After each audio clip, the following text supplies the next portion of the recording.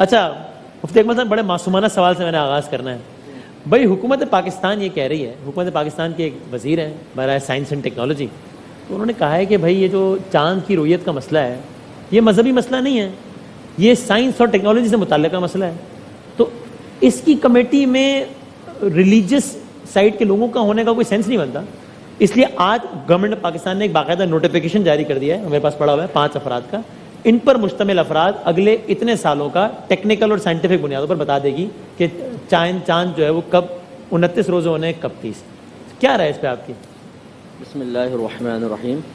دیکھیں اب ایسی دوربینیں ایجاد ہو گئی ہیں، اگر آپ چاہیں، جو کہتے ہیں نا چاند کی پیدائش ابھی ہوئی ہے کہ نہیں ہوئی، چاند فنا تو نہیں ہوتا نا، پوشیدہ ہو جاتا ہے، فاصلہ بڑھتا ہے، پوشیدہ ہو جاتا ہے. تھوڑی سی پلیز مفتی صاحب تھوڑی سی پلیز آواز بڑھا دیں گے کہ جب وہ ظاہر ہوتا ہے تو پھر ہمیں نظر آتا ہے، اور رویت کے اوپر ہی ہمیں رمضان اسٹارٹ کرنے اور عید وغیرہ کرنے کا حکم دیا گیا. ٹھیک ہے. اب جب دوربینیں ایجاد ہو گئی، آپ جب چاہے چاند دیکھ سکتے ہیں، تو اس کا مطلب تو یہ ہے کہ پھر شروع کے ضروری نہیں ہے، جب چاہے آپ چاند دیکھیں اور عید کریں، جب چاہے آپ چاند دیکھ لیں دوربین سے اور آپ رمضان شروع کر دیں.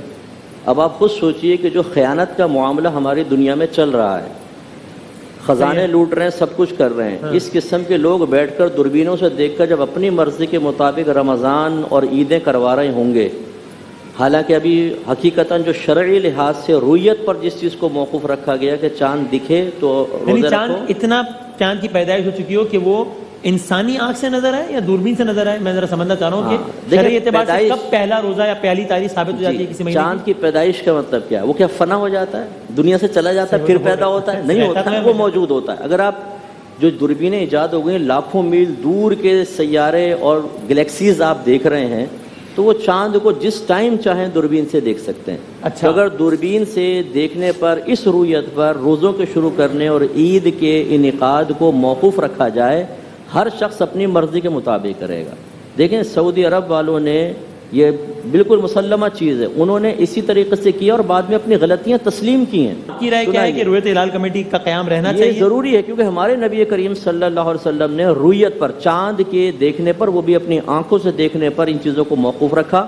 اللہ تعالیٰ اس کے رسول قیامت تک کے لیے تعلیم کو اللہ نے بھیجی ہے، اور رسول قیامت تک کے لیے ہیں، لہٰذا یہ احکام قیامت تک کے لیے رہیں گے. عام لوگوں کے ہاتھ میں دیں گے تو خیانتیں بڑھیں گی اور خرابیاں پیدا ہوں گی. اس میں علماء کرام کا کردار تو بہرحال ہونا چاہیے اگر ایکسپرٹس کو بھی شامل کرنا ہے تو. جی اس میں بس ایک بات یہ ہے کہ یہ جو رویت ہلال کمیٹی ہے پاکستان میں الحمدللہ ایک عرصہ دراز سے کام کر رہی ہے، تو یہ صرف علماء کرام پر مشتمل نہیں ہے، بلکہ اس میں برس ہا برس سے علماء کرام کے ساتھ ساتھ جو جتنے بھی ٹیکنیکل ادارے ہیں وہ بھی ساتھ میں قائم ہیں، اور وہ بھی ساتھ بیٹھتے ہیں، ان کی بھی رائے شامل ہوتی ہے، ان کے بھی اس میں تجاویز اور مشورے بھی ہوتے ہیں، وہ بھی اپنی ماہرانہ تجاویز سامنے رکھ کر اس پہ غور و خوض ہوتا ہے، یعنی ان ذرائع کو بھی استعمال کیا جا رہا ہے. تو یہ اعتراض ابھی جب رویت ہلال کمیٹی بیٹھتی ہے، یہ میں اپنی معلومات کے تو اس میں تو ہمیں ٹی وی پر صرف علماء کرام نظر آ رہے ہوتے ہیں تمام فرقوں کے، اس میں کیا ایکسپرٹ بھی ہوتے ہیں ان کے ساتھ؟ مفتی قبلہ مفتی منیب الرحمان صاحب ان اداروں کا نام بھی ذکر کرتے ہیں کہ ان اداروں نے یہ تائید کی ہے، یہ ساری نام لیتے ہیں وہ، اور ان سب کا شکریہ بھی ادا فرماتے ہیں. اس کا مطلب ہے کہ ان تمام چیزوں سے استفادہ کیا جا رہا ہے. تو یہ تمام باتیں ان وزراء کی تو تب درست ہوتی ہیں کہ جب یہ صرف 2-4 مولویوں کا کوئی میٹنگ ہوتی اور چاند کا اعلان ہو رہا. تو آپ کہہ رہے ہیں مور اور لیس کام تو آلریڈی وہی ہو رہا ہے، اس لیے اس بات کو چھیڑنے کی ضرورت نہیں ہے. تمام. اور اس کے بعد ایک بات آخری یہ کہ جو اگر کوئی وزیر اپنی رائے رکھتا بھی ہے تو اسے بھی وہ رائے حتمی انداز میں پیش کرنے کے بجائے وہ رائے علماء کے سامنے پیش کرنی چاہیے اور ماہرین کے سامنے.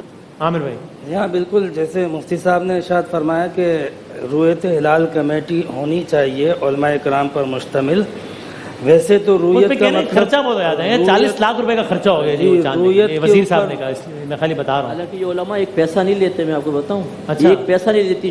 وہ شاید بورڈنگ لوجنگ کی بات کرو گے، ٹکٹ وکٹ وہ ویسے ماہرین بیٹھیں گے وہ فری میں سیلانی سے لے رہے ہوں گے چاہے. یہ بالکل کنفرم بات ہے. ہیلی کاپٹر سے دے دیں تو خرچہ کم ہو سکتا ہے میرا خیال ہے. اچھا ہیلی کاپٹر ویسے ہی 55 روپے فی کلومیٹر پہ چل رہا ہے. جی تو باقی جتنے بھی حکومتی امور ہیں وہ بنا خرچے کے ہوتے ہوں تو یہ بھی بات جو ہے وہ ہمیں سامنے آنی چاہیے کہ کہاں کہاں کتنا خرچہ ہوتا ہے. ایک چاند دیکھنے میں مختلف چیزوں کے حوالے سے اس طریقے سے ایشوز اٹھانا کہ 40 لاکھ روپے خرچ ہو گئے، 40 کروڑ روپے کہاں جاتے ہیں آج کل پتہ نہیں چلتا. ہم اس طرح کے کیسے سنتے آئے ہیں. 40 ارب روپے کہاں جاتے ہیں پتہ نہیں چلتا.